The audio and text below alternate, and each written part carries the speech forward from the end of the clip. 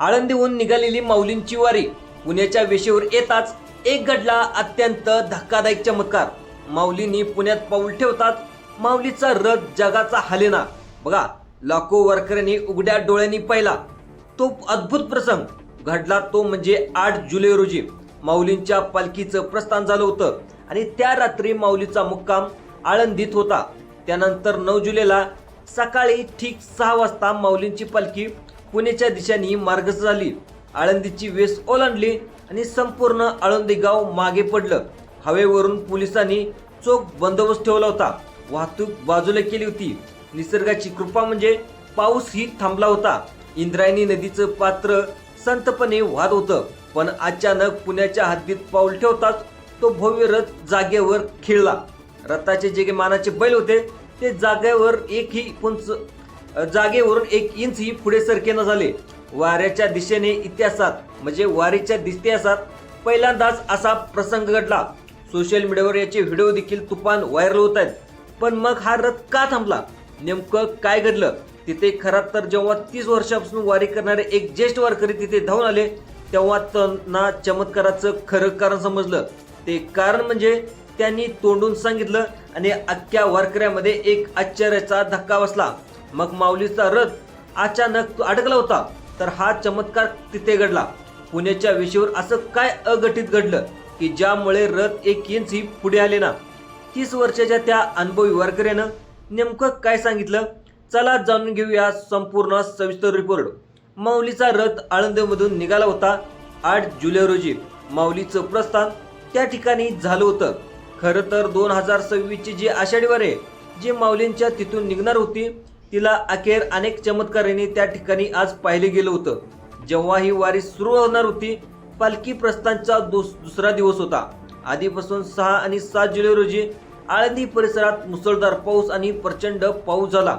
पावसाचा जोर इतका वाढला की पालखी रद्द होती की काय अशी या ठिकाणी शंका निर्माण झाली होती। पण तेवढ्यात पालखी प्रशासनाने एक निर्णय घेतला। अतिशय कमी लोकांच्या उपस्थितीत हा पालखी सोहळा पार पाडायचा। खरं तर चमत्कार पहिला घडला तिथेच घडला। तर पुण्याच्या विषयीवर जो चमत्कार घडलाय तो आज घडलाय। पण 8 जुलै रोजी जेव्हा माऊलीच्या पालखीचं प्रस्थान होणार होतं त्या दिवशी पहिला चमत्कार घडला होता। खरं तर तसं पाहायला गेलं तर 8 जुलैच्या रोजी जेव्हा प्रस्थान व्हायचं होतं अचानक पाऊस गायब झाला आणि इंद्रायणी नदीचा जो काही पूर होता तो पूर लगेच कमी झाला आणि पूल देखील पाण्याखाली गेले होते, ते अचानक मोकळे झाले होते। खरं तर हाच पहिला चमत्कार म्हणावा लागेल। अक्षरशः इंद्रायणी नदीने वारकऱ्यांना वाट दिली असं अनेक वारकरी देखील बोलत होते। पण आजचा जो चमत्कार घडलाय तो 9 जुलै रोजी जेव्हा आळंदीतून पालखी पुण्याच्या वेशीवर येऊन पोहोचली होती तेव्हा अचानक रथ थांबला। 1 इंच पुढे जाईना 1 इंच मागे जाईना। मग नेमकं त्याचं कारण काय होतं, तो चमत्कार काय होता हे घडण्याआधी पहिला चमत्कार आपल्याला समजून घ्यावा लागेल। आळंदी सोडून पुण्यात येताना रथाची जी काही गती होती ती का थांबली? पण त्याआधी 8 जुलैला सायंकाळी एक भयानक चमत्कार घडला होता। खरं तर पुण्याच्या विषयावर जो घडलेला चमत्कार आहे त्याची सुरुवात 8 जुलैच्या रात्रीत झाली होती। खरं तर जेव्हा आळंदीच्या गल्लीबोळात ज्ञानोबा माऊली माऊली असा जयघोष सुरू होता, टाळ मृदंगाचा आवाज असं म्हणतात घुमत होता। खरं तर जेव्हा माऊलीची पालखी तिथून निघणार होती, माऊलींच्या लाडक्या रथाचं बैलाला नाव देखील घातलं होतं, शिंगे देखील रंगवली होती, सोन्या चांदीच्या नक्षीकामाने रथ सज्ज केलेला होता। वारकरी आपल्या रावट्यात तंबू गुंडाळून भजनात दंग झाले होते आणि आता पालखी उठणार होती। ही घटना होती 8 जुलैच्या रात्रीची जेव्हा पालखीचं प्रस्थान होणार होतं। पण 5 मिनिटांमध्ये भयानक चमत्कार घडला आणि ज्याची प्रचिती पुण्यातील वेशीवर आलेल्या चमत्काराची ही खरं तर 8 जुलैच्या रात्री जेव्हा पालखी निघणार होती, पालखी मंदिरावर पडत नाही तो तेवढ्यात एक अचानक अद्भुत चमत्कार घडला। माऊलीचा मंदिराचा जो विशाल कळस होता तो सोन्याचा कळस अचानक हलू लागला। होय, तुम्ही ऐकलं असेल, परिसरात कोणताही वारा नव्हता, कोणतीही हालचाल नव्हती। तो प्रचंड वजनाचा जो काही कळस आहे तो सिद्धेश्वर मंदिराचा जसा कळस आहे तसा तो मान हलवल्यासारखा आणि एका दृष्टीनं तिथे कळस सांगत होता की वारकऱ्यांनो, तुम्ही आता पंढरीकडे निघा, तुम्ही सगळी संकट माझ्या सोबत आहेत। खरं तर दरवर्षी वारीला घडणारा हा चमत्कार, बऱ्याच वेळा हा चमत्कार लोक याला म्हणतात की वाऱ्याने कळस हालतो। बघा, आता काही लोक म्हणतात वाऱ्याने कळस हलतो, तर आता हा चमत्कार घडला हा प्रत्येकाला माहीतच आहे. तर वारीला जी लोक जातात, टीव्हीवरून वारीचे फुटेज पाहतात, त्यांना हा वारीचा कळसाचा चमत्कार माहीतच आहे.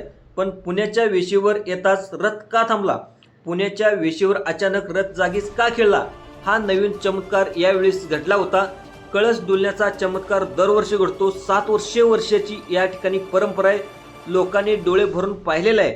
पण 9 जुलैच्या पहाटे जेव्हा वारी आळंदीच्या दिशेने निघाली होती, वारी आळंदीहून पुण्याच्या दिशेला निघाली होती, तेव्हा कुणी विचार केला नव्हता की पुण्याच्या वेशीवर सगळा हा विशेष त्या ठिकाणी बदलणार आहे.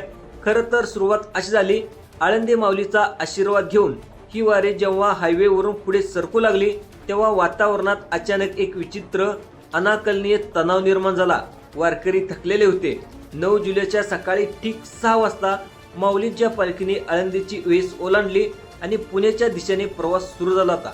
ही दरवर्षीचं वेळापत्रक फॉलो करत होते, पण पुण्याच्या वेशीवर असा चमत्कार होईल कोणी त्याचा विचार केलेला नव्हता.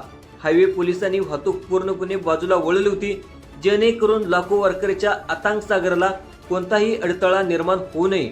यामुळं या खात्याने आधी सांगितलं होतं की पाऊस थांबलाय. हवामान खात्याने देखील सांगितलं होतं की आकाश ढगाळ होतं, पण वातावरण शांत होतं. पण तरी या प्रवास दरम्यान वातावरणामध्ये एक विचित्र आणि अनाकलनीय तणाव होता.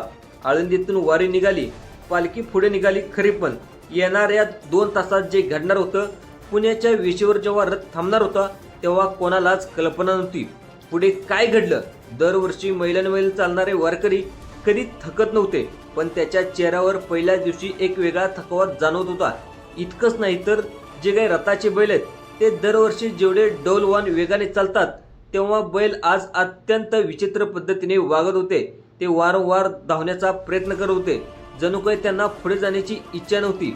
प्रशासकीय अधिकारी, पोलीस देखील हे पाहून हे सगळं संभ्रमात पडले होते. आळंदी आता मागे पडली होती. पुणे शहराची हद्द जवळ येऊ लागली होती. जसं जसं पुण्याची वेध जवळ येत होती, तसतसा वातावरणात गूढ तणाव या ठिकाणी अधिकच वाढत चालला होता. वारकऱ्यांना वाटत होतं की काहीतरी अघटित घडणार आहे, पण जे काय होणार आहे त्याची कल्पना कोणालाच नव्हती. बघा, अखेर आळंदीचा सगळा भाग पुढे सोडला. वारकरी पुढे, काही वारकरी मागे चालू होते, काही वारकरी पुढे चालू होते. बऱ्याचशा वारकऱ्यांना पुण्यात थांबायला सांगितलं होतं, कारण की पालखी सोहळा आहे जो अतिशय लिमिटेड लोकांमध्ये झाला होता आणि फुल पास करण्यात आला होता. आळंदीची वेस सोडायला आलेत होती आणि पुण्याची वेस दिसू लागली. अखेर ती वेळ आली. वारी पुण्याच्या वेशीवर पोचली. अचानक लाखो लोकांच्या काळजाचा ठोका चुकणारी घटना घडली. रथासोबत नेमकं काय घडलं, तर दुपारच्या सुमारास माऊलीची पालखी पुण्याच्या हद्दीत म्हणजेच पुण्याच्या वेशीवर दाखल झाली. तर माऊलीचं स्वागत करण्यासाठी लाखो पुणेकर रस्त्याच्या दुतर्फा उभारले होते. 10 जुलैच्या पुण्याच्या मुक्कामासाठी प्रशासनाने मोठी धावपळ करून जय्यत तयारी केली होती. पण माऊलीच्या रथानं जसं पुण्याच्या हद्दीत पाऊल ठेवलं, तसं संपूर्ण रथ जागच्या जागीच थांबलं. रथाच्या चालकाने पुढे हाकण्याचा प्रयत्न केला, पण रथाचे मानाचे बैल एका जागेवरून 1 इंचही हलले नाही. त्याने आपले पाय जमिनीवर घट्ट धरून राहिले. लाखोची गर्दी मागे होती, लाखोची गर्दी पुढे होती. टाळ मृदंग चालू होते, पण रथ पुढे जात नव्हता. हा चमत्कार पाहून वारकऱ्यांमध्ये प्रचंड खळबळ उडाली. वारीत कधीही न घाबरणारे वारकरी आज उघड्या डोळ्याने हा प्रसंग पाहून थोडेसे भयभीत झाले होते. अनेकांच्या डोळ्यात आनंदाचे अश्रू, भीतीचे संमिश्र भाव या ठिकाणी आलेले होते. साक्षात माऊलीनेच रथ रोखला की काय, अशी भावना या ठिकाणी निर्माण झाली होती. पोलीस, प्रशासकीय अधिकारी त्यांची देखील धावपळ उडाली. रथाची चाके कुठे अडकली का हे देखील तपासण्यात आले, पण रस्ता सपाट. नंतर पाहायला गेलं तर चाके देखील पूर्णपणे मोकळी. मग रथ का हलत नाही, तर पहिल्यांदाच घडलेल्या या अद्भुत आणि गूढ प्रसंगामुळे तिथे उपस्थित असणाऱ्या प्रत्येकावर अंगावर काटा आला. सोशल मीडियावर प्रशासन अनेक बातम्या देखील सुरू झाल्या. करोडो लोकांनी हा चमत्कार मोबाईलवर पाहू लागले. वारी ठप्प झाली की काय असं वाटू लागलं, पण रथ जागच्या जागा हलत नव्हता. मग या संकटाच्या वेळी 30 वर्षाचा प्रदीर्घ अनुभव असणारे जुने वारकरी तिथे आले आणि त्यांनी त्या रथाजवळ जाऊन त्या रथाची तपासणी केली. कोणतं सत्य बाहेर आलं, तर रथ जागेच खेळल्यामुळे जेव्हा प्रशासनाची मोठी धावपळ उडाली, वातावरण आधीच गंभीर झाले होते, तर वारीतल्या काही ज्येष्ठ अनुभवी वारकरी पुढे आले आणि गेल्या 30-40 वर्षापासून सलग माऊलीची सेवा करत होते. ते रथाच्या जवळ होते.